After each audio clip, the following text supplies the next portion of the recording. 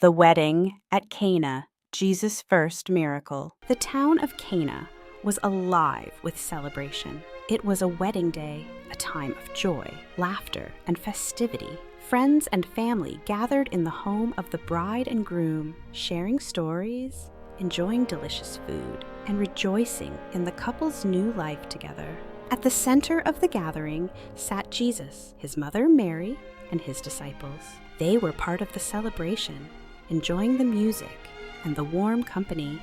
Everything seemed perfect until someone whispered in distress. The wine had run out. In those days, running out of wine at a wedding was more than just an inconvenience. It was a great embarrassment for the family. Mary, noticing the worried faces of the hosts, turned to Jesus. "They have no more wine," she said softly. Jesus looked at her with gentle eyes. "Dear woman, why do you involve me? My time has not yet come." Mary didn't argue or insist. She simply turned to the servants and said, "Do whatever he tells you." Nearby stood 6 large stone jars. They were empty now, waiting to be filled. Jesus pointed to them and told the servants, "Fill the jars with water." Without hesitation, they obeyed, pouring water until each jar was full. Then Jesus said, "Now draw some out and take it to the master of the banquet."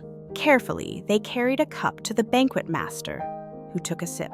As soon as the wine touched his lips, the banquet master's eyes widened. He had expected plain water, but instead he tasted the richest, finest wine he had ever known. He quickly called for the bridegroom. Everyone brings out the best wine first, and after the guests have had too much to drink, they bring out the cheaper wine. But you have saved the best for last. The guests continued celebrating, unaware of what had just happened. But Jesus' disciples had seen it all. They watched in awe, realizing that this was no ordinary man. This was the first miracle Jesus performed. A quiet, simple act, yet full of meaning. It wasn't just about providing wine for a wedding. It was a sign of something greater. Just as he turned water into wine, Jesus would bring a new covenant, one that offered the richest and most precious gift of all, eternal life. And so, in the small town of Cana, at a wedding feast full of joy, Jesus revealed his glory for the first time. His disciples saw, and they believed. This was the first miraculous sign of Jesus, and through it he revealed his glory.